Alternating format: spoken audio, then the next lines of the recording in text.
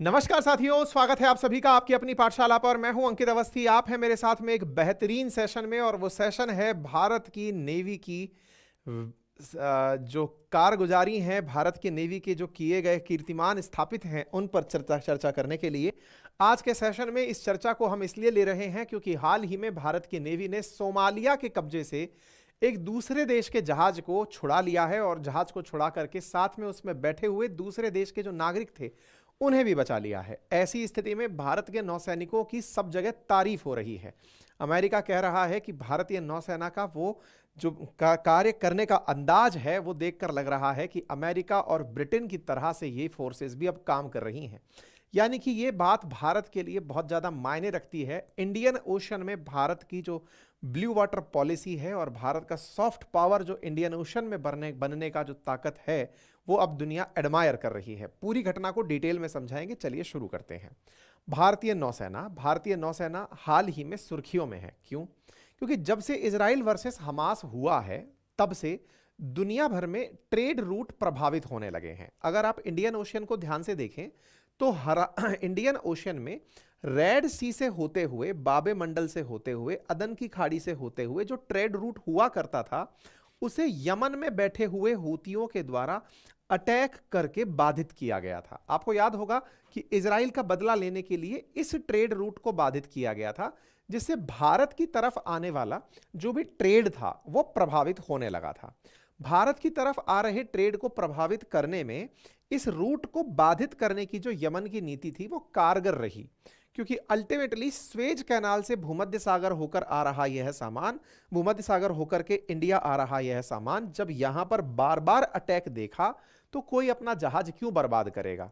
हालांकि हमने इस पर कईयों सेशन किए हैं, आप जाकर देख सकते हैं। अंकित इंस्पायर इंडिया पर हमने सेशन किया, और इसके चलते इंडिया ने अपनी तरफ से वॉरशिप भी अरेबियन सी में लॉन्च की करके रखा। अमेरिका, यूके ने मिलकर के यमन के ऊपर हमले भी किए, लेकिन अल्टीमेटली मार्ग बाधित हुआ। और जब मार्ग बाधित हुआ तो बाधित होने पर जहाज वालों ने कहा, यार अपना इतना तो लाखों करोड़ों का माल जाता है। जैसे सोचो कि $1 मिलियन का कहीं कोई सामान जा रहा है, यानी कि 10 लाख गुणा सीधा 80 कर दो आप। तो अब आप सोचकर देखो, इतना महंगा सामान अगर कहीं जा रहा है तो ऐसी स्थिति में उस सामान के लिए कोई जहाज को क्यों बर्बाद होने देगा। तो उन्होंने कहा कि यार अपन लोग ना इस रास्ते से नहीं चलेंगे, पुराने रास्ते से चलेंगे जो पहले भारत की खोज करते समय वास्को डिगामा आया था ना, केप ऑफ गुड होप होकर के साउथ अफ्रीका के नीचे से।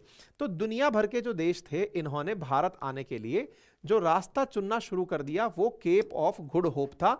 और भारत ही नहीं, दुनिया में ये वाला जो दक्षिण अफ्रीका वाला एक रहा है ना, यहां से होते हुए आना शुरू कर दिया। कोई बात नहीं साहब, अब व्यापार में लंबा रूट लगेगा तो पैसा भी खर्चा होगा। तो दुनिया के देशों का इन दिनों बढ़िया खर्चा भी हुआ है। 50% ट्रेड स्वेज कैनाल से बाधित हो गया है। यानी कि स्वेज कैनाल से होकर के जो पहले मेडिटेरेनियन सी, स्वेज कैनाल, रेड सी, बाबे मंडल, गल्फ ऑफ आदेन होते हुए जो भारत माल आता था या फिर भारत होकर के इस दिशा में जाता था, वो अब बाधित होकर के 50% प्रभावित हो गया। अब माल आने के लिए दूसरा रास्ता प्रेफर करने लगे, लेकिन ये लंबा रास्ता है। आप यहां पर एक आंकड़ा देखकर अंदाजा लगाएं। अप्रैल 2024 तक का ये आपको आंकड़ा दिख रहा है। मार्च का देखें आप, मार्च में आप देखेंगे तो स्वेज कैनाल का जो आंकड़ा है ना, वो तो नीचे आ गया, और केप ऑफ गुड होप का आंकड़ा ऊपर चला गया। पहले यहां से बराबर चलता था, यानी जितना स्वेज कैनाल से चल रहा है उतना ही बाबे मंडल उससे चल रहा है, केप ऑफ गुड होप से। अब केप ऑफ गुड होप से ज्यादा हो गया और स्वेज कैनाल से कम हो गया। आप यहां पर डिफरेंस देख सकते हैं, ठीक है, यहां पर दिखाई दे गया। अब इस डिफरेंस को देख करके अब आपको यह समझ में आना चाहिए कि जब परेशानी पता चल गई कि यहां पर समुद्री लुटेरे हैं, यहां पर यमन का अटैक है, ये सब चीजें हैं, तो इसका निपटने के लिए किया क्या? तो यमन पे तो अमेरिका ने हमला कर दिया, लेकिन समुद्री लुटेरे तब से ही एक्टिव हैं। देखो, असल में इस क्षेत्र में लंबे समय से, यानी दिसंबर से ही पकड़ के चलो 2023 से, लंबे समय से समुद्री लुटेरे सक्रिय हैं। और वो क्या करते हैं, कोई भी जहाज को पकड़ते हैं और फिरौती लेकर छोड़ते हैं। हाल ही में ऐसा हुआ था कि इंडियन नेवी ने एक जहाज को 17 तारीख को छुड़वाया है, 17 मार्च के दिन छुड़वाया है। वो जहाज सोमालिया के लुटेरों ने लूट करके अपने पास रखा हुआ था। लूटने से मतलब है कि वो लोग क्या करते हैं, जहाज को पकड़ के बैठ जाते हैं और कहते हैं कि इतना पैसा दो और ले जाओ। जिस जिस देश के नागरिक हैं सब लोग अपने नागरिकों को छुड़ाने के लिए पैसा दो। इस प्रकार से वो पूरा जहाज और माल लेकर बैठ जाते हैं। तो अब आप देखें, यहां पर ये सुर्खी आपके सामने है कि pirate ship captured showcase India's world class special force. तो इंडिया ने समुद्री लुटेरों के चंगुल से भारत के प्रभाव से भारत ने सोमालिया के समुद्री लुटेरों से वो जहाज जो लगभग 3 महीने से सोमालिया के लुटेरों के कब्जे में था, भारत ने छुड़ा लिया है। छुड़ाते समय इंडियन नेवी की जो कार्रवाई हुई है, इसकी सब तरफ प्रशंसा हुई है। छुड़ाने में जिन्होंने सबसे बड़ा रोल निभाया वो मार्कोस कमांडो थे, लेकिन नेवी के जितने भी अन्य विभाग हैं उन्होंने भी बेहतरीन सामंजस्य का परिचय दिया। अब आप इस जहाज को देखो और यहां हवा में उतरते हुए ये जो पैराशूट है ना, ये अपने मार्कोस कमांडो हैं।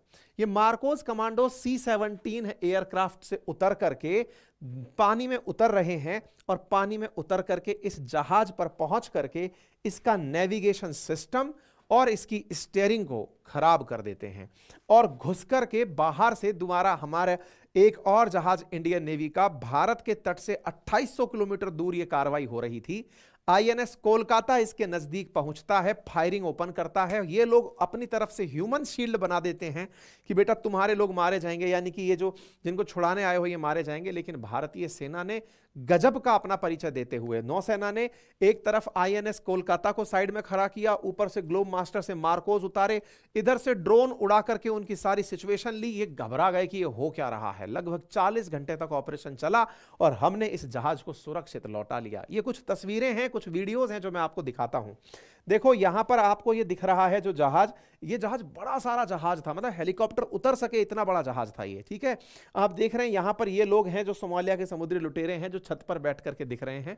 ये हमारे मार्कोस के कमांडो हैं और इन सब ने जाकर के इनको सरेंडर करा के जहाज को अपने कब्जे में ले लिया है। इसी कारण से वर्ल्ड मीडिया में खबर छपी है, क्या, India's world class special forces, pirate ship को हमने बचा लिया है और इंडिया ने अपनी वर्ल्ड क्लास स्पेशल फोर्सेस का परिचय दे दिया है।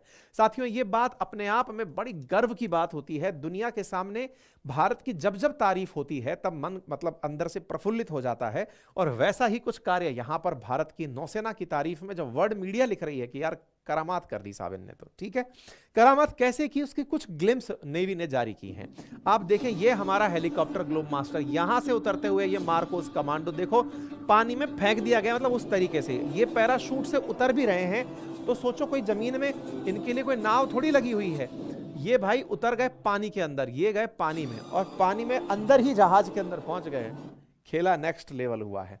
3 महीने से सोमालिया के लुटेरों ने इस जहाज को हाईजैक किया हुआ था। गल्फ ऑफ आदेन के अंदर इस जहाज का नाम MV रूइन था। मजेदार बात सोचिए, ये भारत का जहाज नहीं था, ये माल्टा के नाम पर रजिस्टर्ड था। बुल्गारिया के लोग चल रहे थे, ऐसे चलते हैं समुद्र में कई जहाज। भारत का कोई सामान नहीं था इसमें, लेकिन भारत ने दुनिया के लिए छुड़वाया 2800 किलोमीटर दूर एक देश के नागरिकों को। मतलब आप सोचिए, हम यहां पर कार्रवाई करके आए हैं, इस जगह कार्रवाई करके आए हैं। विचार कीजिए, हमने ये जो सकोत्रा करके आपको आइलैंड दिख रहा है जो कि सोमालिया के कब्जे में है, इस पर जाके कार्रवाई की है। इस जगह पर कार्रवाई करके हमने दुनिया को ये लोहा दिखा दिया है कि भाई देखो, हम अपने से इतने दूर भी जा करके दुनिया के कोई देश छुड़ाने नहीं आए, जिस देश को, उसको हम बचा करके लेकर आए हैं। अच्छा, ये जहाज 16 दिसंबर से ही इनके कब्जे में है। जब कब्जे में पहली बार लिया गया था तब हमने कहा भाई हमारा तो है नहीं।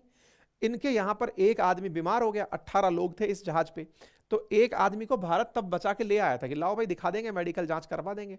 मतलब इंडिया ने तब पहले इंटरफेयर नहीं किया था इसमें, लेकिन जब लगा कि यार कोई तो बचाने आएगा। देखो ना, भारत ने ये 21 दिसंबर की न्यूज देख सकते हो PIB की, भारत MV रूइन के ऊपर से समुद्री लुटेरों के हमले की खबर देता है और कहता है एक मरीज बीमार था, उसको हम लेकर के भी आए थे। माल्टा का झंडा लगाकर यह जहाज चल रहा था, बुल्गारिया के लोग इसमें प्रमुखता से सवार थे, ठीक है।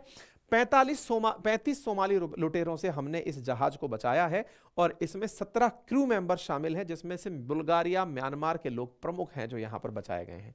लगभग $1 मिलियन का माल इसमें था, 37,800 टन सामान इस जहाज के अंदर था जिसको कि सेव करके लाया गया है। तो spoke person of Indian navy के द्वारा यह जानकारी दी गई है।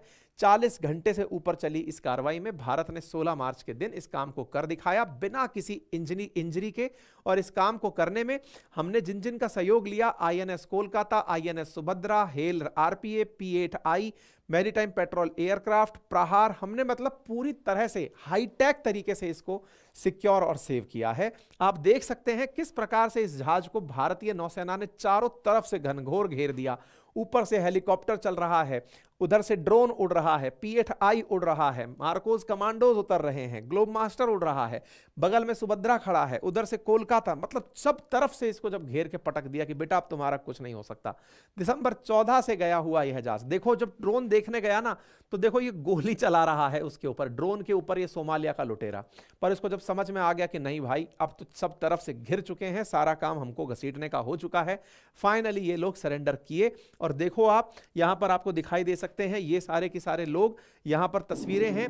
भारत ने बकायदा वार्निंग शूट चलाया था इनके ऊपर, ये देखो INS कोलकाता की तरफ से, और इन्होंने ह्यूमन शील्ड बना के लोगों को खड़ा कर दिया कि चलाओगे तो हम इनको मार डालेंगे। लेकिन भारत की नौसेना ने बड़ी मतलब ये जहाज चलाना शुरू कर दिए तो जाकर के इसका स्टीयरिंग और नेविगेशन खराब कर दिया गया कि बेटा तुम चला ही नहीं सकते इस जहाज को, इनको फाइनली रोकना पड़ा, नहीं तो ये जहाज चला दिए थे। ये देखिए हमारा INS कोलकाता और सुभद्रा इसके पास पहुंच करके चारों तरफ से इस चलते जहाज को रोके, और यहां पर आप देखें किस प्रकार से हम अपने लोगों को बचा कर लाए। ये देखिए ये सारे के सारे पायरेट्स हैं जो आपको सरेंडर करने के बाद दिखाई दे रहे हैं, कपड़े उतरवा करके हमारी नेवी इनसे सरेंडर करवाई है, और हमारे जो होस्टेज थे इनके जो बुल्गारिया के, उनको रेस्क्यू करके यहां से लाया गया है। और बाकायदा खबर जारी कर दी गई कि भारत के द्वारा समुद्र लुटेरों से MV रूइन को बचा दिया गया है। जिनकी तारीफ सबसे ज्यादा हो रही है वो है मार्कोस कमांडो। कहते हैं कि अगर 100 लोग ट्रेनिंग में मार्कोस के अंदर एंट्री ले तो 10 लोग उसमें से बाहर निकल कर आते हैं, यानी कि 100 में से 10 ही लोग ऐसे हैं जो ट्रेनिंग कंप्लीट कर पाते हैं एनरोल होने के बाद में। बहुत ही जबरदस्त तरीके से अमेरिका नेवी की जो सील कमांडो हैं, ब्रिटेन की जो सिस कमांडो हैं, उनकी तर्ज पर भारत के अपने नेवी सील की तरह से तैयार किए हुए जो कमांडोज हैं, मार्कोस कमांडो हैं। भारत के जितने भी बड़े ऑपरेशंस होते हैं उनमें कहीं ना कहीं ये डायरेक्टली इनडायरेक्टली कनेक्ट होते हैं। सोचिए जब जम्मू कश्मीर के अंदर G20 की बैठक होने वाली थी तो झेलम नदी में भी इनको उतारा गया था। ये नदी में, झील में, समुंदर में, मतलब एक तरह से समझिए कि पानी इनका घर है। और साथ ही साथ ये किसी भी प्रकार की, मतलब सोचिए मुंबई में जब आतंकी हमला हुआ तब, मालदीव्स के अंदर जब तख्ता पलट होने के लिए ऑपरेशन कैक्टस चलाया गया था तब, भारत ने मतलब ये एट पार हैं दुनिया के अंदर, मतलब इनकी तुलना वर्ल्ड क्लास में हो रही है, अखबारों में छप रही है, आप चीजें सोचकर देखिए। 1987 में हमने अमेरिका के नेवी सील की तर्ज पर इसका गठन किया था। 80% नौसैनिक पहली बार की छटनी में बाहर हो जाते हैं कि इसमें नहीं हो पाएंगे। डकैती, घुसपैठ, हाईजैकिंग रोकने की इनको खास ट्रेनिंग दी जाती है। इन्होंने बड़े बड़े कारनामे करके दिखाए हैं, इनके ऊपर हमने कई बार सेशन किए हैं, किस तरह से इनका वो होता है। ये सारा कंटेंट आप लोगों को हमारे टेलीग्राम चैनल GK बाय अंकित अवस्थी सर पर मिल जाएगा कि मार्कोस के बारे में हमने कईयों बार। फिर क्या शुरू हुआ, भारत की तारीफ शुरू हुई। भारत के प्रधानमंत्री को बुल्गारिया के प्रेसिडेंट ने धन्यवाद दिया, भारत ने उनको धन्यवाद दिया, कहा कि ये तो हमारे दोस्त के प्रति जिम्मेदारी है। हमारे राष्ट्रपति ने, मतलब फिर धन्यवाद का सिलसिला शुरू हुआ। बुल्गारिया कहने लगा कि थैंक यू, आपने हमारे लोगों को बचाया, इतने दिनों से फंसे हुए थे उनको बचाया। भारत कह रहा है दोस्तों के लिए तो करेंगे ही इतना। विपक्ष की तरफ से शशि थरूर जी ने भी इस बात की तारीफ करी और साथ में ये भी याद दिलाया कि देखो अगर हम वाकई में ऐसी प्रशंसाएं चाहते हैं तो फिर अग्निवीर जैसी योजनाएं जो कि नेवी में बहुत बेहतरीन प्रकार के लोगों को जाने से रोकेंगी या फिर उनके लिए अच्छे विकल्प नहीं देंगी, उसके ऊपर भी सरकार को विचार करना चाहिए। उन्होंने भी एक चीज़ पर ध्यान दिलाया, यानी कि एक प्रकार से ये पूरा की पूरा मामला दुनिया भर में भारत की नेवी, भारत सरकार, इन सब की तारीफों को लेकर के निकल के आया। ब्रिटेन और अमेरिका के नौसैनिक कह रहे हैं कि भारत ने बहुत कुछ सीख लिया है, यानी इन्होंने अपने कमांडोज को बेहतरीन, क्योंकि पहले भारत का फोकस कभी नेवी होता ही नहीं था। नेवी की ताकत तो ब्रिटिशर्स की हुआ करती थी, फिर अमेरिकन ने बनाई, क्योंकि ये सारे के सारे समुद्री मार्ग से लूटने आए थे इंडिया को।